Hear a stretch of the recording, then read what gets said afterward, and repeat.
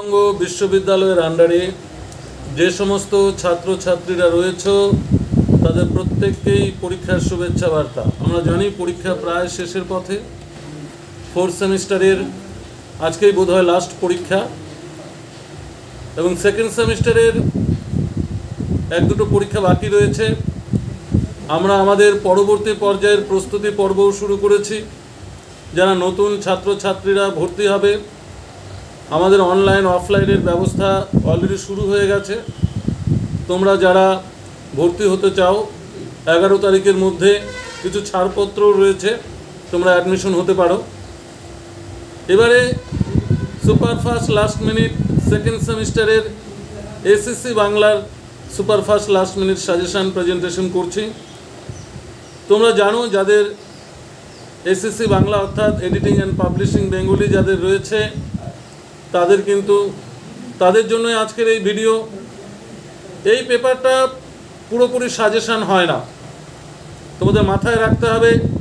এই যে পেপারটি রয়েছে এখানে যে বিষয়গুলো রয়েছে অনেকটা হাতে কলমে করাবে, অনেকটা প্র্যাকটিক্যাল বিষয়, মানে তোমাদের চর্চা করতে হবে বিষয়গুলো, তাহলেই হয়তো তোমরা পরীক্ষায় অ্যাটেন্ড করতে পারবে। তবে এর পাশাপাশি কিছু বিষয় রয়েছে যেগুলো আমরা সাজেশান দিচ্ছি।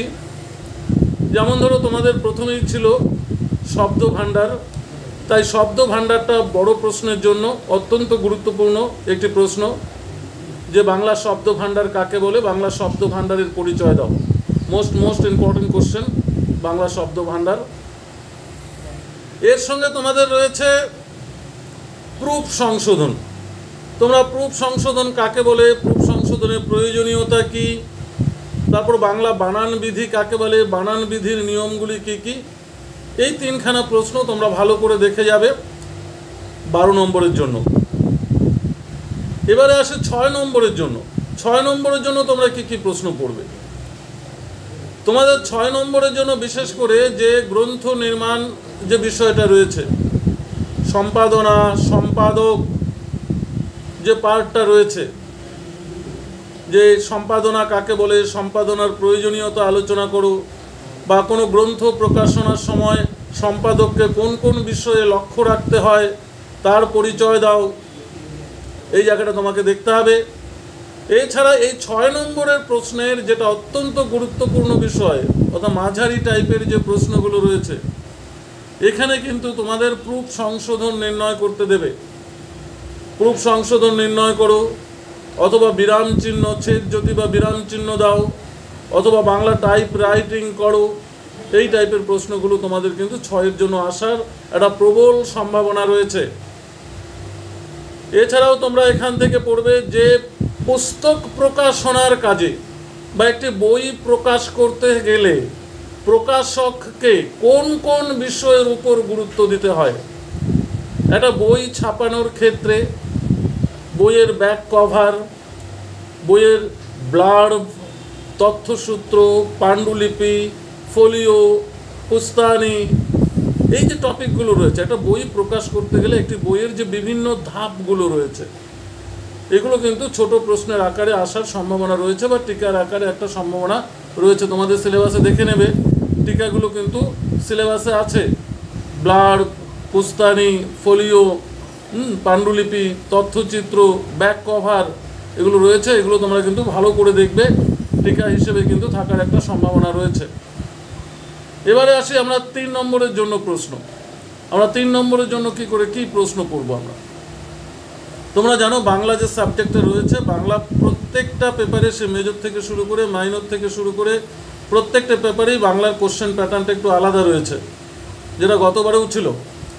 12, 6, 3, 2 তোমাদের এখান থেকে 3 নম্বরে কিছু প্রশ্ন পড়তে হবে।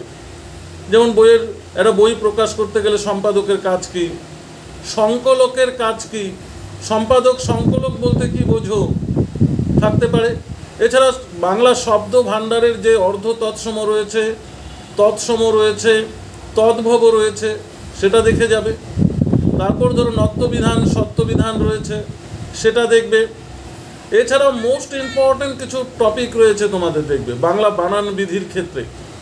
বাংলা বানান বিধির ক্ষেত্রে দেখবে টপিক রয়েছে কোথায় কয় রস্যিকার, কোথায় কয় দীর্ঘিকার ব্যবহার করা হয়, কোথায় না নে নির ব্যবহার করা হয়, কোথায় হসন্ত ব্যবহার করা হয়, কোথায় উঁ ব্যবহার করা হয়।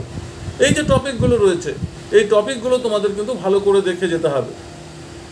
এইগুলো তোমরা যদি দেখে যাও তাহলে তোমাদের 3 নম্বরের জন্য আশা করি এখান থেকে একটা কোশ্চেন, দুটো কোশ্চেন পাওয়ার সম্ভাবনা রয়েছে। এবারে 2 নম্বর, 3-এর জন্য যেগুলো বললাম সেগুলোই 2 নম্বরের জন্য দেখে যাবে। আর বাংলা শব্দ ভাণ্ডারটা যদি ভালো করে দেখে যাও, বাংলা শব্দ ভাণ্ডার থেকেও কিন্তু তোমাদের 2 নম্বরের প্রশ্ন কমন পেয়ে যাবে। কারণ বাংলা শব্দ ভাণ্ডার থেকে 2 নম্বরের প্রশ্ন থাকবেই। তাহলে কিভাবে থাকতে পারে বাংলা শব্দ ভাণ্ডার থেকে? আমরা জানি বাংলা শব্দ ভাণ্ডারে তৎসম শব্দ রয়েছে, তদ্ভব শব্দ রয়েছে, অর্ধ তৎসম শব্দ রয়েছে এবং দেশি শব্দ রয়েছে। পরীক্ষার জন্য আসার মোস্ট ইম্পর্টেন্ট যেটা চান্সেস রয়েছে সেটা হচ্ছে দেশি শব্দ। এরকম দিতে পারে পরীক্ষায় 2টি দেশি শব্দের নাম লিখো, বা 2টি বিদেশি শব্দের নাম লিখো, বা 2টি আগন্তুক শব্দের নাম লিখো, বা 2টি অর্ধ তৎসম শব্দের উদাহরণ দাও। এইভাবে কিন্তু তোমাদের প্রশ্ন আসার সম্ভাবনা রয়েছে। এই ছিল SSC Bangla editing and publishing বেঙ্গলির সুপারফাস্ট লাস্ট মিনিট সাজেশন। ভিডিওটাকে ভালো করে ফলো করো এবং কথাগুলো মন দিয়ে শুনে তোমরা যদি এই প্রশ্নগুলো তৈরি করে যাও, আশা করি এখান থেকে তোমরা কমন পাবে। এবং পরীক্ষা দিয়ে আমাদের নেক্সট সেশনের জন্য প্রস্তুতি পর্ব চলছে। তোমরা ইতিমধ্যেই সামান্য কিছু কম টাকার বিনিময়ে আমাদের সঙ্গে যুক্ত থাকতে পারো এবং পড়াশোনা চালু করতে পারো। ধন্যবাদ।